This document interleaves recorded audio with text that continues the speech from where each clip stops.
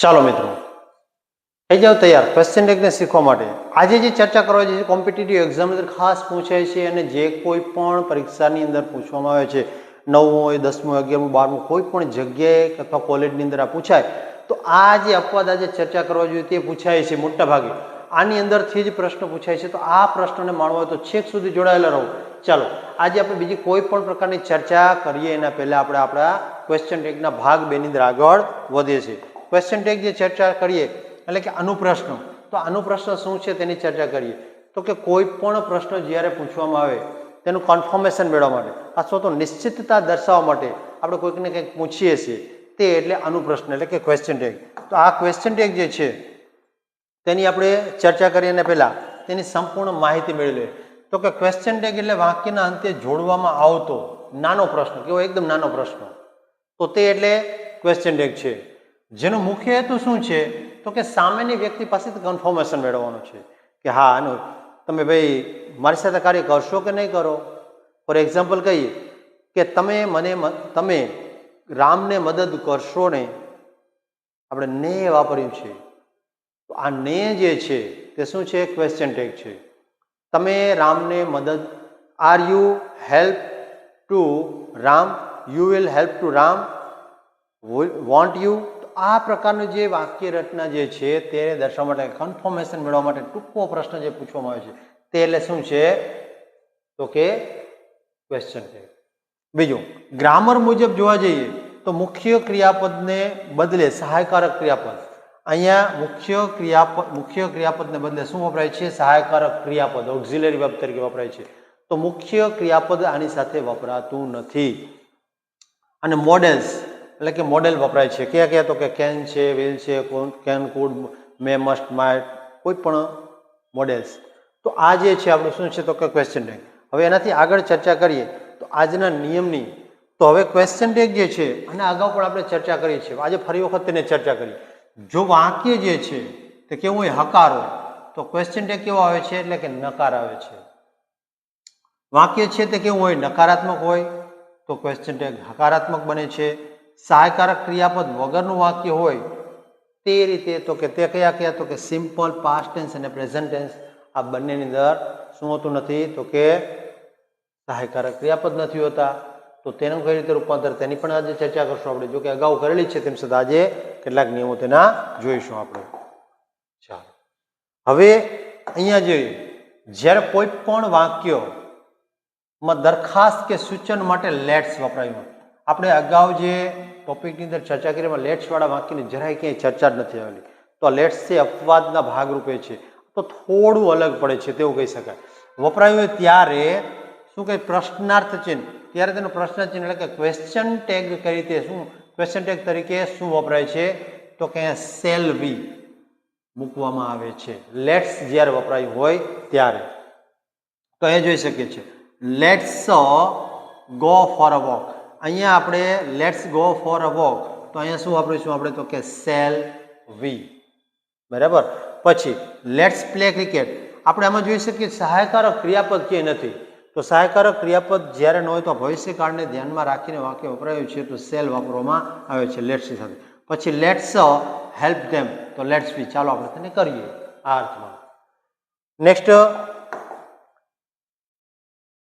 અહીંયા આપણને કહ્યું છે કે હકારાત્મક આઈ એમ વાળા વાક્યમાં પ્રશ્નાર્થ મૂકવા માટે પૂછવા માટે આની ચર્ચા અગાઉના લેક્ચરમાં પણ કરેલી છે આજે ફરી વખત ચર્ચા કરીએ કે જ્યારે વાક્યની અંદર શું વપરાયેલું હોય આઈ એમ વપરાયું એટલે કે આઈ એમ વાળા વાક્યનો પ્રશ્નાર્થ પૂછવામાં આવે ત્યારે તેનું શું થાય છે તો કે આરન્ટ આઈ થાય છે એમન્ટ આઈ અથવા બીજું કાંઈ કરવાનું થતું નથી આરન્ટ આઈ થાય છે જેનો અર્થ થાય છે હું નથી અથવા શું હું નથી આ પ્રમાણે। એક્ઝામ્પલ જોઈએ આઈ એમ અ ગુડ સ્ટુડન્ટ તો શું થશે આરન્ટ આઈ અને પછી આઈ એમ ક્લેવર આરન્ટ આઈ પછી આઈ એમ રિસ્પોન્સિબલ ફોર ધીસ આરન્ટ આઈ। અહીંયા ખાસ યાદ રાખવાનું છે કે જ્યારે આઈ એમ વપરાય શું વપરાય છે આઈ એમ તો ત્યારે શું વાપરવાનું એનું ક્વેશ્ચન ટેગ તરીકે આરન્ટ આઈ આવું નથી કરવાનું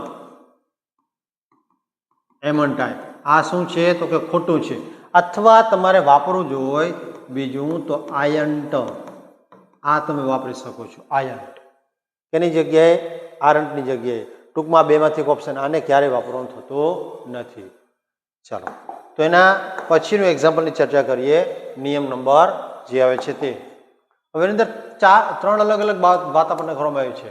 હવે અહીંયા કીધું કે વેલ્યુ, તો વેલ્યુ ક્યારે વપરાય છે?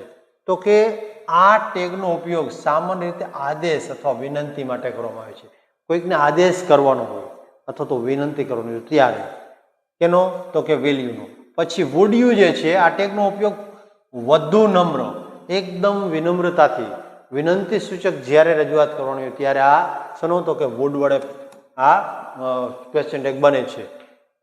પછી નકારાત્મક આજ્ઞા એટલે કે ડોન્ટ થી શરૂ થતું હોય તો ટેગ હંમેશા હકારાત્મક વિલ યુ વપરાય. શું વાપરવાનું છે? તો કે વિલ યુ. એક્ઝામ્પલ જોઈએ. શટ ધ ડોર, દરવાજો બંધ કરી દો. વિલ યુ, શું તમે કરશો? કેવી રીતનો? તો કે આદેશાત્મક વિનંતી કરી છે, આદેશ અથવા વિનંતી. પછી help me with this, would you, તો અહીંયા કેવી રીતે? એકદમ વધારે પડતી નમ્રતાથી કીધું, શું તમે કરશો ને મહેનત બને આ પ્રમાણે. પછી ડોન્ટ મેક અ નોઇસ, તમે અવાજ કરશો નહીં, તો અહીંયા શું વપરાયું છે? વિલ.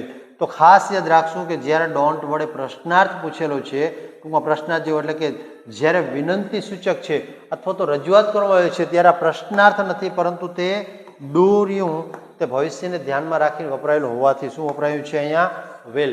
અને હંમેશા આજ્ઞાર્થ વાક્યમાં કર્તા તરીકે કોણ? તો કે બીજો પુરુષ, તો અહીંયા આપણે યુ વાપર્યો છે. ચાલો નેક્સ્ટ. એના પછી કીધું વાક્યમાં ભલે ગમે તે વ્યક્તિનું નામ હોય, કોઈ પણ વ્યક્તિનું નામ આવી જાય. દાખલા તરીકે રાજુ છે, રમેશ છે, અંકિત છે, કોઈ પણ નામ આવે હોય, પણ જ્યારે ક્વેશ્ચન ટેગ જ્યારે બનાવવામાં આવે છે ત્યારે તે રાજુ, અંકિત કે રમેશ કે કાંઈ લેવાનું નથી થતું. તો લગાડવામાં આવે ત્યારે વ્યક્તિના લિંગને ધ્યાનમાં રાખીને, પછી તે પુલ્લિંગ હોય અથવા સ્ત્રીલિંગ હોય તો તેને ધ્યાનમાં રાખીને, અથવા નંબર મીન્સ કે એક વચન કે બહુવચન, તેને ધ્યાનમાં રાખવાનું છે. તેને ધ્યાનમાં રાખીને યોગ્ય સર્વનામ હી, સી, ઇટ અથવા ધેય મૂકવા પડે છે. અને તો ફરજિયાત આ જ પ્રમાણે થાય છે. તો અહીંયા શું કીધું? રાજ ઇઝ અ ડોક્ટર. તો રાજની વાત કરવામાં આવી છે. રાજ છે કોણ છે? તો કે હી. એટલે અહીંયા આપણે આની આગળ પણ ચર્ચા કરી ગયા છે. શું વપરાય છે એનું સર્વનામ? તો ઇઝન્ટ હી. પછી Priya sings well, doesn't she. અહીંયા સાદો વર્તમાન કાળ છે તો શું આવ્યું? Doesn't she. પછી the cat is sleeping, isn't it. પછી Rahul and Amit are friends, aren't they. અહીંયા બહુવચન ભેગા થઈ ગયા છે, બહુવચન વપરાયું છે એટલે ધ્યેય વાપરવામાં આવ્યું છે. ચાલો નેક્સ્ટ ચર્ચા કરીએ. તો જ્યારે કોઈ નિર્જીવ વસ્તુ, પ્રાણી માટે, એટલે કે જ્યારે ધીસ અથવા ધેટ વપરાય છે ત્યારે શું? તો કે દર્શક સર્વનામ જેને કહીએ છીએ, બરાબર. તો આ પોઝેસિવ એડજેક્ટિવ એટલે કે દર્શક સર્વનામ જ્યારે હોય તેનાથી વાક્યની શરૂઆત થઈ રહી હોય ત્યારે અંગ્રેજીમાં પ્રશ્નાર્થ ટેગ એટલે કે ક્વેશ્ચન ટેગ વાપરવાનું છે. તો ધીસ અને ધેટની જગ્યાએ શું વાપરવાનું થશે? તો કે ઇટ વાપરવાનું થશે. ધીસ અને ધેટ વાપરશું નહીં. ચાલો, તો ઉપયોગ ફરજિયાત આત્મણ કરો. એક્ઝામ્પલ જોઈએ. This is your book. અહીંયા શું કીધું છે? This is your book. તો અહીંયા ધીસ આવ્યું છે અને ઇઝ, તો ઇઝનું ઇઝન્ટ કર્યું છે અને ધીસની જગ્યાએ શું મૂક્યું છે? ઇટ.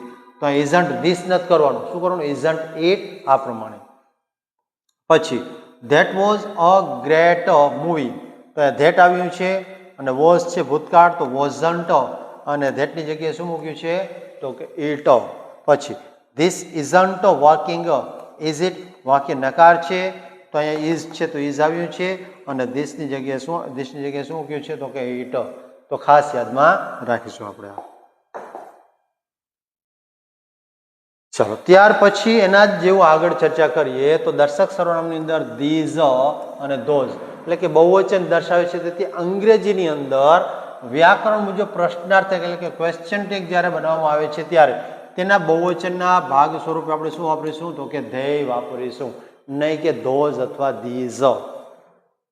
તો અહીંયા ધીઝ આર યોર કીઝ, તો આરન્ટ ધેય. અહીંયા ધીઝ વપરાયું છે તો અહીંયા શું વપરાયું છે? તેના સર્વનામ તરીકે ધેય. પછી ધોઝ મેંગોઝ વર સ્વીટ, તો વેરન્ટ they. Those aren't your shoes, તો આર ધેય. તો અહીંયા જોઈ શકીએ છીએ કે આ દરેકની જગ્યાએ શું વપરાયું છે? ધેય ધેય અને ધેય. નેક્સ્ટની ચર્ચા કરીએ તો જો વાક્યની અંદર ધૈર્ય THERE આ શબ્દ ક્યારે ઉપયોગ થયેલો હોય તો શું કરવાનું છે તો કે ક્વેશ્ચન ટેગ બનાવવા માટે ધેર શબ્દ જ વપરાય છે, બીજું કંઈ વપરાતું નથી. તો એ જોઈએ there is a bank nearby. Isn't there અહીંયા સહાયકારક ક્રિયાપદ આવ્યું છે તેનું તે, અને અહીંયા જે ધેર શબ્દ વપરાયો છે તેનું તે જોવા મળે છે. પછી there are many students in the class. તો અહીંયા ધેર વાપર્યું છે અને આર છે તો અહીંયા શું આવશે આરન્ટ ધેર. પછી there was no water in the tank. તો વોઝ ધેર શા માટે તો કે અહીંયા નકાર છે, નોટને પણ નો ના અર્થમાં વપરાયું છે. There were some problems. તો અહીંયા વરન્ટ ધેર. તો આ ધેરની અંદર ખાસ યાદ રાખીશું આપણે.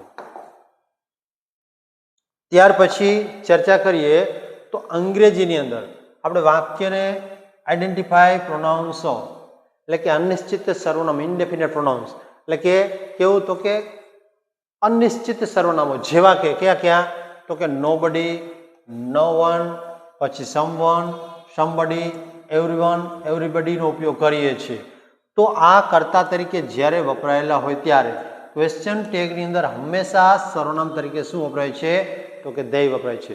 આપણે ઘણી વખતો આમાંથી કેટલાક સર્વનામ જે છે તે સિંગ્યુલરમાં વાપરીએ છીએ, પરંતુ જ્યારે ક્વેશ્ચન ટેગ આવે છે ત્યારે ફરજિયાત પ્લુરલ ધેય વાપરવાનું થશે આપણે. તો અહીંયા બીજું વ્યાકરણની દ્રષ્ટિએ આ શબ્દ એક વચન ગણાય છે, જેમ કે એવરીબડી ઇઝ.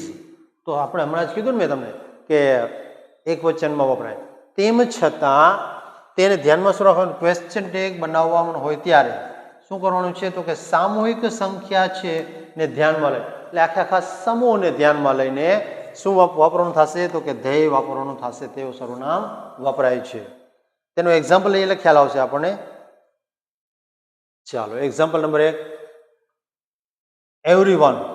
એ શું કીધું છે તો કે એવરીવન એન્જોયડ ધ પાર્ટી. અહીંયા ભૂતકાળને ધ્યાનમાં રાખીને ડિડન્ટ વાપર્યું છે અને એવરીવન જે છે એટલે કે અનિશ્ચિત સર્વનામ છે ઇન્ડેફિનેટ પ્રોનાઉન, તો તેને આગળ શું વાપર્યું છે આપણે ધેય. પછી somebody has stolen my pen. Haven't they અહીંયા હેઝ આવ્યું છે, પણ આપણે અહીંયા જ્યારે ધેય મૂકીએ છીએ તો તેને ધ્યાનમાં રાખીને શું મૂકવું પડ્યું છે હેવન્ટ. પછી નોબડી વોઝ પ્રેઝન્ટ ધેર. તો વેર ધેય વર ધેર બરાબર. પછી એવરીવન ઇઝ હેપી.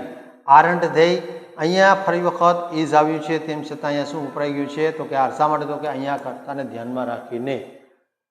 તો આ છે અનિશ્ચિત સર્વનામની ચર્ચા. ચાલો નેક્સ્ટ. તો વિદ્યાર્થી મિત્રો આ છે આપણા તમામ પ્રકારના ક્વેશ્ચન ટેગ.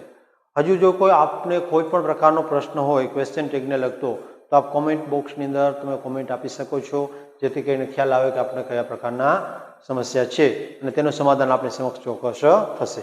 આપણે જો મારી ચેનલને લાઇક નથી કરી, શેર નથી કરી, સબસ્ક્રાઈબ નથી કરી તો ચોક્કસ કરો, જેથી કરીને હવે પછીના નવા વિડીયો છે તે આપ સુધી ઝડપથી પહોંચી શકે. ચાલો આપ સૌને બેસ્ટ ઓફ લક. જય હિન્દ અને જય ભારત.